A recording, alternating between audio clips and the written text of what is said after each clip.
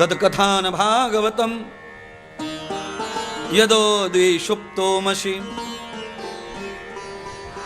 केवल 7 दिन कथा सुन ली, उसके बाद आप अगर अपने वही कर्म करते हैं जो कर्म आपको नहीं करने चाहिए थे, तो इसका मतलब है कि आप साधु को स्वीकार नहीं कर पाए, वचन स्वीकार नहीं कर पाए। आपने खाली पुण्य के लालच में कर्म कर लिया, पुण्य मिलेगा ऐसा सुनकर कथा सुन ली और ऐसा सोच के कथा कर ली, ऐसा सोच के कथा कह दी। ये बहुत कम है।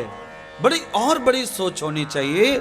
जो 7 दिन हम जो सोच रहे पुण्य की प्राप्ति, ऐसा हमें अजन्मा सोचना। जब तक जन्म है, मृत्यु नहीं है, श्वासें चल रही हैं, शरीर है, स्वास्थ्य है और हम सुख समृद्धि में हैं। और कहा दुखम न वेद भागवतम, चाहे अपार कष्ट हो जीवन में, चाहे कितना भी दुख हो जीवन में, पानी भी गले में नहीं उतर रहा हो, इतनी पीड़ा हो रही है, ऐसी स्थिति में भी हमें भागवत की कथा सुननी चाहिए। राजा परीक्षित के गले से पानी उतर नहीं रहा। पहले तो पानी मिल नहीं रहा था, अब राजा परीक्षित को पानी मिल गया तो पिया नहीं जा रहा है, क्योंकि अब डर घुस गया अंदर, मरने का डर।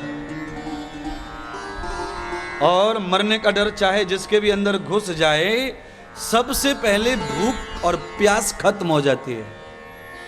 सबसे पहले वही जाता है, जिसकी वजह से प्राण खुश रहते हैं, शरीर एनर्जेशन रहता है, वही सबसे पहले छूटता है। कैसे? मृत्यु के कष्ट से, मृत्यु के भय से। शरीर में कोई भी किसी भी प्रकार का आप टेंशन करो, भूख जाएगी सबसे पहले,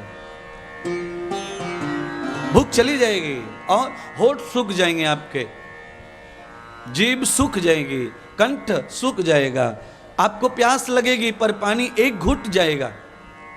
और जब आप प्रसन्न है, स्वास्थ्य अच्छा है, आपकी बुद्धि प्रसन्न है, आपको कोई चिंता नहीं है, कोई दुख नहीं, कोई क्लेश नहीं है, तो आपको भर भर भूख लगती है, आपको भर भर नींद लगती है, भर भर प्यास लगती है।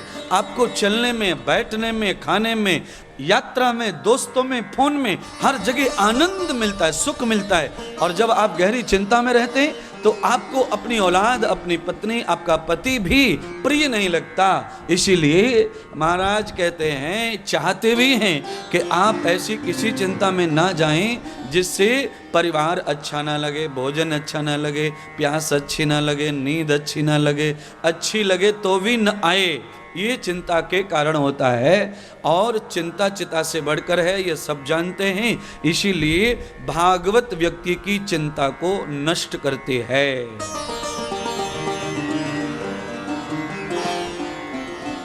अब आप यत्न कीजिए, जिनको भी चिंता नहीं चाहिए वो चिंतन में आ जाएं भगवान के। और बहुत बढ़िया प्रचार प्रसार किया है यजमानों ने, इसीलिए उसका लाभ लीजिए। वो चाहते हैं कि इतनी दौड़ भाग की जिंदगी में अधिक महीने में ये 7 दिन के 4-5 घंटे अगर लाभान्वित हो जाएं तो 7 जन्म तो कम से कम आपके सफल हो जाएंगे। एक दिन की कथा 1 जन्म सफल कर सकती है। तदो वाक्यम भागवतम यथा पूर्वो जनानाम। एक दिन की कथा तो बहुत बड़ी बात है।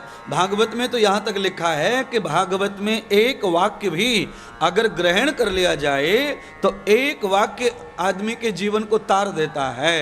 जैसे अगर माथे पर रख के एक गोली मार दो किसी को तो 10 पिस्टल की गोली मारने की जरूरत नहीं, उसको खाली निशाने पे मार दो। अगर आपने उसकी खोपड़ी में एक गोली मार दी तो सवाल ही नहीं है, प्राण बचे उसके, खत्म हो जाएगा। ऐसे ही अगर आपको एक शब्द चुन लिया आपने इसमें से, वो शब्द आपके सारे संसार के चिंता को, दुख और क्लेश को खत्म कर देगा। इतना निशाने पर भागवत लगती है। पर इसके निशाने पर कोई आना चाहिए तो ये सब कुछ आपको सरल हो जाएगा। कोशिश करिए, आपको सहज और सुख समृद्ध आनंद प्राप्त होगा भागवत में। अभी तो कुछ दिखाया ही नहीं आपको भागवत का, केवल भागवत की महात्म की लाइनें सुना रहा हूं, एक एक लाइन वो भी।